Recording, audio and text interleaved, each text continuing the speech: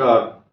सभी दर्शकों का बहुत बहुत स्वागत। कन्या राशि पर चर्चा होगी, विस्तार से होगी। बहुत दिनों के बाद कन्या राशि पर विशेष बदलाव और महापरिवर्तन होने जा रहा है। आप देखेंगे कुछ बड़े बदलाव हैं, और जब कोई बहुत बड़ा बदलाव होता है सृष्टि में तो हर राशि प्रभावित होती है, लेकिन सबसे ज़्यादा इफेक्ट उस राशि को होता है जिसके ऐसे भाव में परिवर्तन हो, जैसे कि 11th हाउस, और वो लॉर्ड है चतुर्थ और सप्तम भाव का।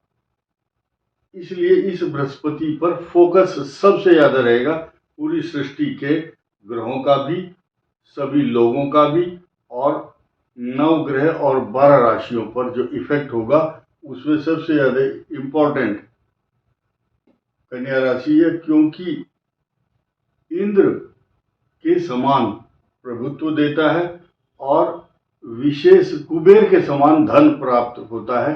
ये बृहस्पति का कैरेक्टरिस्टिक्स और लक्षण शास्त्रों में बताए गए हैं। ये बिल्कुल स्पष्ट और सर्वविदित है। इसके अलावा आप देखेंगे 12th हाउस में शुक्र का होना, और इसके बाद 9 अक्टूबर को इसका कन्या राशि में प्रवेश करना। लेकिन कन्या राशि में जब ये दोनों इकट्ठे हों तो उससे पहले ही बुध का जो बदलाव है, जो अभी महा परिवर्तन के बाद ये बना रहता भद्र योग, अगर इन दोनों का एक सप्ताह का डिफरेंस होगा, बुध पहले से ही तुला राशि में प्रवेश करेंगे, लेकिन दो तुला, यहाँ एक नई चीज देखने को मिलेगी आपको कि जो बुध है वो शुक्र की राशि में होगा, और शुक्र जो होगा वो बुध की राशि में। इसको बोलेंगे इंटरचेंज या स्थान परिवर्तन। विपरीत राजयोग भी कहा गया है शास्त्रों में इसको। तो इस गंभीरता को आप सभी कन्या राशि के जातक इस परिवर्तन को समझे, इसलिए बड़े बदलाव की बात कर रहे हैं हम। और कन्या राशि को एक परिवर्तन, दूसरा ये यहाँ पर आना, और फिलहाल जब तक यहाँ है यानी कि 8 अक्टूबर तक तो इसके बेनिफिट्स मिलते रहेंगे, क्योंकि ये भाग्य स्थान का लॉर्ड है। और एक बहुत बड़ी आपको गोपनीय और बड़ी महत्वपूर्ण बात बताने वाला हूं 2 मिनट के बाद। अब यहाँ सूर्य के दो परिवर्तन देखने को मिल रहे हैं आपको 17 अक्टूबर तक कन्या राशि में। यहाँ पर सूर्य का जो ट्रांजिट है वो कन्या पर ही रहेगा। उसके बाद 17 अक्टूबर को तुला में आने के बाद भी समीकरण बदलेंगे। कारण क्या है, एक दृष्टि से सिर्फ एक ही राशि है जो कि कन्या राशि है, और उनका जो 12th हाउस है, 12वां स्थान सूर्य है इसकी राशि, और वो जहां जाता है वहां से ये 11th हुआ। सूर्य जहां जिस प्रेजेंट पोजीशन में, वहां से ये 11th हाउस से 11वां स्थान होगा।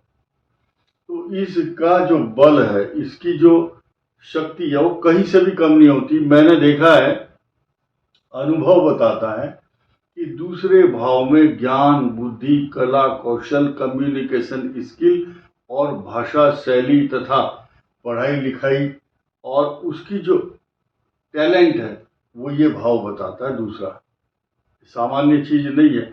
और जिसके ये भाव बड़े इंपॉर्टेंट नहीं होते, सेकंड भाव, द्वितीय भाव, वो बहुत बड़े बड़े पदों पर नहीं पहुंच पाते। यहाँ सूर्य जो है राजा है। राजयोग और सरकारी नौकरियों के योग जब बनते हैं तो सूर्य की यहाँ उपस्थिति देखने को मिलती है, इधर या यहाँ। अब देखिए, जिसका नाम ही धन स्थान है, धन, कुटुंब और वाणी, और इसके साथ मंगल भी होगा, और मंगल पराक्रम भाव का स्वामी होगा। इन दोनों की युति कुछ मायनों में अच्छी नहीं है, लेकिन अकेले सूर्य की जो उपस्थिति है, जिसको नीच राशि में कहते हैं, लेकिन ये यहाँ नुकसानदायक नहीं होगा। सिर्फ क्या है, एक आंख फड़कना। ये राइट दाहिनी नेत्र है, ये बायां है। और आपके जो विचार हैं, आपकी जो वाणी है, तो वो प्रस्फुटित होगी। ये वाक शक्ति भी प्रदान करता है यहाँ आने के बाद। और स्कल, सिर के जो रोग हैं या सिर में कोई छोटा मोटा फोड़ा फुंसी, अशांति, तनाव और क्रोध का सूचक भी है, क्योंकि इमोशंस को काबू में करने वाला ग्रह होता है 12वां, और इसका लॉर्ड जब नीच राशि में बैठ गया तो अलग इसके समीकरण बदल जाते हैं। एक जो मंत्र की बात कही मैंने, गुप्त एक रहस्य बताऊंगा, उसको आप सुनना ध्यान से 1 मिनट के बाद। अब आज की तारीख में 16 तारीख तक तो ये बदलाव, जब तक सूर्य का प्रवेश यहाँ नहीं होता, तो ये स्थिति कन्या राशि के लिए बहुत अच्छी नहीं है, क्योंकि सूर्य और शनि, ये पिता पुत्र आपस में जो टकराव है 180 डिग्री आप देख रहे हैं। ये जन आंदोलन, जेनोसाइड के साथ साथ विश्व के अंदर राष्ट्राध्यक्षों के टकराव, और किसी भी देश में, किसी भी राज्य में हिंसा और जन आंदोलन, एजिटेशन, और जो पब्लिक जो है ना, जन आक्रोश शब्द कहाँ से आया? ये सूर्य जो है सरकार का प्रतिनिधित्व करता है, सरकार, गवर्नमेंट, और शनि जो है ये जितनी भी कर्मचारी तबका है या पब्लिक है, इस पब्लिक का ये आक्रोश दिखा रहा है स्पष्ट। लेकिन जैसे ही सूर्य की दृष्टि 17 तारीख को यहाँ होगी तो ये अलग समीकरण होंगे, क्योंकि तुला उस समय इफेक्ट क्या उल्टा होगा। सूर्य और शनि दोनों विस्फोटक ग्रह और तापी, अति तापी पोजीशन बन रही है, एक्सट्रीम हॉट प्लेनेट। सूर्य नीच राशि में, मंगल साथ में है, तो ये कंडीशन 28 अक्टूबर तक बनी रहेगी, इसको अलग नहीं कर सकता। प्लस पॉइंट क्या है कि ये दोनों एक साथ हैं, शनि की दृष्टि से बिल्कुल दूर है। लेकिन शनि की दृष्टि से दूर होने के बाद हो क्या रहा है, राहु की दृष्टि यहाँ पर है। तो इस बात को गंभीरता से समझना होगा, यानी कि आपके सूर्य नीच राशि में, मंगल यहाँ पर आ गए, दोनों विस्फोटक ग्रह हैं, एक्सट्रीम हॉट प्लेनेट, और राहु इनको देखता है।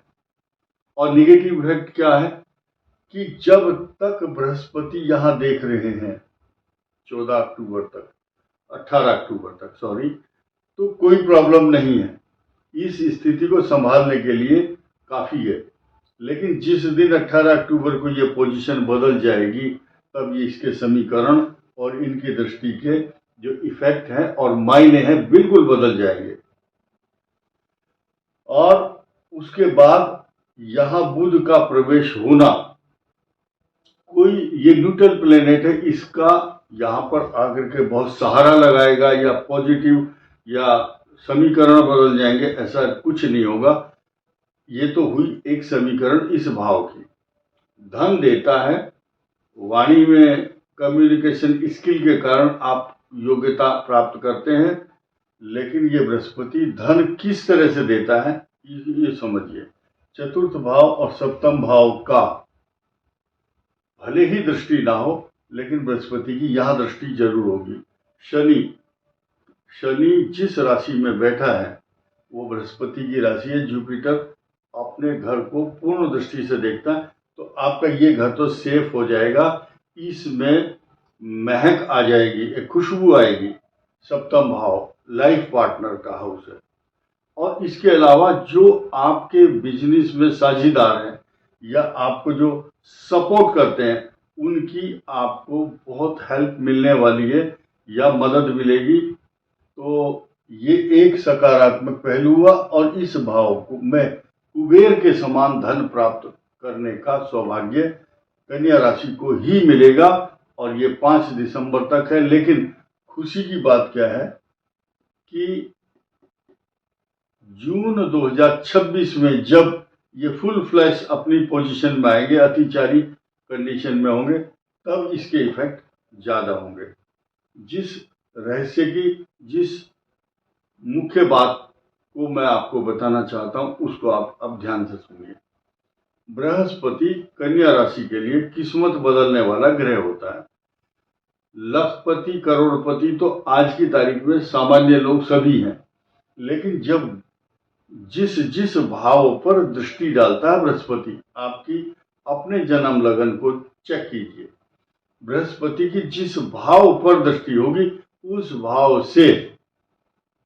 उस भाव से संबंधित आपका भाग्य उदय होगा, या उससे संबंधित उस बृहस्पति किस हाउस का लॉर्ड है और किस जगह बैठे हैं और किस जगह दृष्टि डाल रहे हैं, ये तीन चीज बड़ी महत्व की है। जुपिटर का फिलहाल आज की तारीख में यहां गोचर में होना इस बात की पुष्टि करता है कि ऐसे व्यक्ति को रुके हुए जो धन है या आपकी जो आर्थिक स्थिति है वो बहुत एक्स्ट्रा ऑर्डिनरी होने वाली है। और ऐसी पोजीशन में जो महिलाएं हैं या पुरुष हैं बृहस्पति के लिए पूजा करते हैं या दान करते हैं तो उत्तरोत्तर निरंतर वृद्धि होती है। उनके मान सम्मान, नौकरी, तरक्की, प्रॉपर्टी, जायदाद तथा संतान के लिए, ये संतान भाव है यहाँ पर। तो 180 डिग्री यहाँ पर बृहस्पति की दृष्टि है, तो इस भाव को नेचुरल है, अच्छा फल देगा। ये बात इसलिए कही जा रही है क्योंकि मंगल भी यहाँ उच्च दृष्टि डालता है, बृहस्पति भी डालता है, तो दो ग्रहों का सीधे सीधे इस भाव पर इफेक्ट पड़ता है। अगर आपके बच्चे विदेश जाना चाहते हैं तो उनके लिए ये अपॉर्चुनिटी होगी। इस वीडियो में इतना ही। धन्यवाद, नमस्कार।